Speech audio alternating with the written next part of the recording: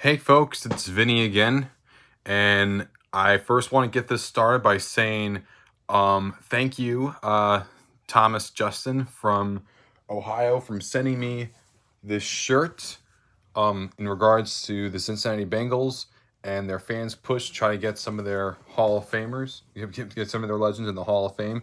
Ken Anderson, Ken Riley, Lamar Parrish, Max Montoya, Isaac Curtis, Chad Johnson, Willie Anderson, and Corey Dillon. Again, thank you, Thomas Justin. It'll be at TJustin on Twitter if anyone wants to go to his Twitter bio. Again, thank you enough. I know I wasn't able to come, but thank you again for giving me that shirt regardless.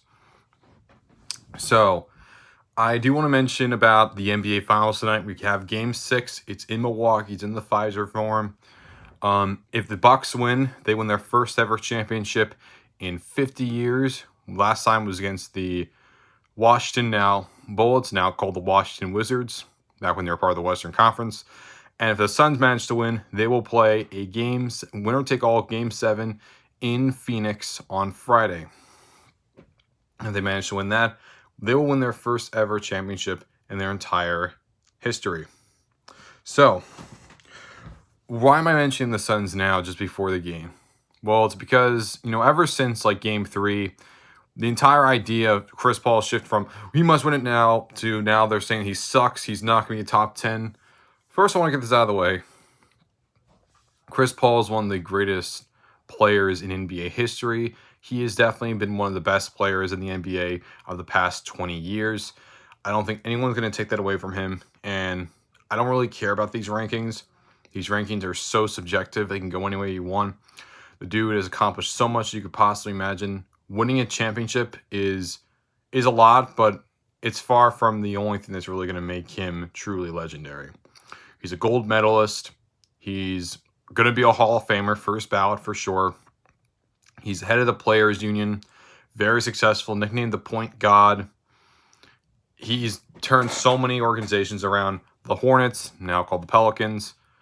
The Clippers, he turned around into a perennial contender. He led the Rockets to a Western Conference finals berth, and if he was healthy, there's a good chance they probably would have gone to the finals and faced against the Cavaliers. He brought the rebuilding Oklahoma City Thunder to the playoffs, and we're one game away, and we're very close to beating the Rockets. And in his first year with the Phoenix Suns, he's taking them this long-time laughingstock to the NBA Finals for the first time in almost 30 years. In fact, speaking about the Suns, I should mention this. Even if they lose today, you can't say that this season is anything but a massive success. I would still say this is an A+ season. Considering how terrible they were for the last decade, last time they made the playoffs before this was their Western Conference Finals loss to the Lakers in 2010. So for a whole decade, this team has been struggling near the bottom of the standings, competing with the Kings, for God's sakes, as the worst team in the Western Conference. I would probably even argue even worse than the Kings, because at least the Kings had some flashes where they might make the playoffs. Suns never got that. Suns had records of having 20 lost seasons, 16 lost seasons, 24 lost seasons, just an atrocious team. And one of the sole bright spots of this organization was Devin Booker, who was, of course, if the Suns managed to win these next two games, he would become their MVP of the series, no doubt in my mind about that. Though when you look at the Suns, I know there's going to be a lot of people that are going to blame the Suns and say, oh, it's failing. And listen, NBA Twitter is way too much in recency bias. Many people talk about GOAT conversations, but usually whenever they mention GOAT conversations, they always mention the last 25 years. They never mention Magic. They never mention Wilt. They never mention Kareem. They never mention George Mikan, a guy that was called Mr. Basketball. I just don't care about these GOAT conversations. They're way too much on a recency bias or just a bias of that person. They never look at the full picture. And usually whenever it comes to these GOAT conversations, it seems like the fans hate each other more than they like the players that they root for. It'd be way too degrading. And honestly, I'm not willing to subject Chris Paul to this. Whether Giannis wins or not, he's still great, and I personally think this is more at stake if like the Bucks win and Giannis does not win it. Like, what if Drew Holiday wins it? I could see that. I mean, that was the big trade that they got before the season for them to even win in the first place, and here they are. If they win, and he's a big reason why, I could see that. Chris Middleton sometimes has to bail this team out when they've been down. I can see him getting a nod. Though you could say, Giannis and himself, but there's a case that these other two guys deserve it as well, and I have no issue with either. Though going with the Suns, consider how rough it's been, going through so many different head coaches, and Monty Williams, you finally settling on him, having that great 8-0 run in the bubble, transitioning over to this season. I mean, you could say they were against injured teams. Yes, they were against the Lakers. They were an injured Lakers team, an injured Nuggets team, and an injured Clippers team. But let's keep this in mind too. You look at the Lakers. This is a team that if they were healthy, they probably could have finished with a better record than the Suns. There's a chance that they could have at least had a home court advantage in the first round. It's also a team still, even as a 7-seed team, isn't a team that, made it to the first round because they barely won against the Warriors in the play-in game in the playoffs. This is still a team that, despite that, people still thought would be, at least a lot of the media predicted would represent the Western Conference simply because they had LeBron James and Anthony Davis on the roster, despite all the injuries the entire team has accumulated. And it did look like that would be the case, especially being up 2-1 against the Suns, but then Anthony Davis gets hurt and the Suns proceed to win their next 3 games. And then in the second round against the Nuggets, they had the MVP. Yeah, Jamal Murray tore his ACL, but you still had the MVP in Nikola Jokic. I mean, even if they weren't going to win, a lot of people still thought they were going to at least take a game off of the Suns, but they got swept. They got swept, as simple as that. And even talking about the Clippers, yeah, you could say Kawhi Leonard wasn't there, but keep in mind, without Kawhi Leonard, they were able to beat the 1-seeded Jazz team with Terrence Mann and, of course, Paul George and Reggie Jackson's unbelievable playoff run. They've been able to do that in spite of Kawhi's absence. And even here, though you can't exactly say the Bucks had a very tough time either. I mean, they were against a Heat team that made the finals last year. They were also injured just like the Lakers. They got swept. They were against a Nets team, which again, injured too. If Kevin Durant was like 1 foot behind the line, then we would probably be seeing the Nets here potentially, or even the Hawks. And as for those same Hawks, I mean, yeah, Trae Young was hurt near the end of it, but at the same time, you could honestly argue that a team like the Bucks had way more things in their favor as opposed to the Suns, because the Suns, because even with all these stuff, people said, "Yo, they're still going to do it. They're still going to do it," and here they are. Both of these teams, yeah, they did because of injury. Well, you can't say that for the Sixers. I mean, you can't say that for the Hawks being the Sixers, because now they got dealt with an easy hand, but at the same time, you don't know how those teams are going to be in the playoffs. And same from the Suns here. I mean, they've been up 2-0 against the Bucks. I mean, if there was just a couple cues that they managed to go in their way, and if Monty Williams kept Devin Booker out on the court when they were up 16-0,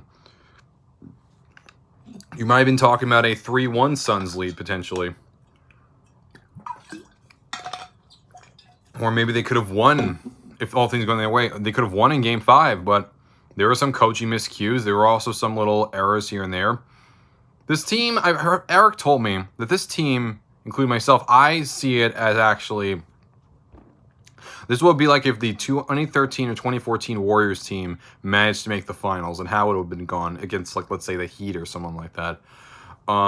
This is how I would have seen it. And you kind of do see the inexperience of the Suns here. They are a deep team, but they're also an inexperienced team when it comes to the postseason. The Bucks, yeah, they may not have never been to a championship besides this year, but they still have lots of playoff experience. They've been to the Eastern Conference Finals before. They've been past these matches. They've been the 1 seed before. They know what it's like to get there. They have won their division multiple times. They have one of the best players in the world, Giannis Antetokounmpo, as the face of their franchise. Chris Middleton and Drew Holiday, 2 Olympians right there. Also, shout out to Keldon Johnson and JaVale McGee for replacing Bradley Beal and Kevin Love. Very weird choices. I guess Johnson came in because of the Spurs, though it is kind of interesting considering he's never been an All-Star. Granted, to be fair, Jeremy Grant also is not an All-Star, and he's on there too. And JaVale McGee, I mean, his mother won a gold medal, so I guess it would be pretty nice if Team USA were to win, he would win it too. But, I thought that Christian Wood could have worked. I think that, LaMelo Ball could have done. But granted, when against everyone across the world, you need to adjust your game plan. Because we've been seeing also in these exhibition games that Spain is legit. Australia is legit. These two teams could actually manage to fight off Team USA, assuming that Devin Booker, Drew Holiday, and Chris Middleton end up not playing, which I can realistically see that happening.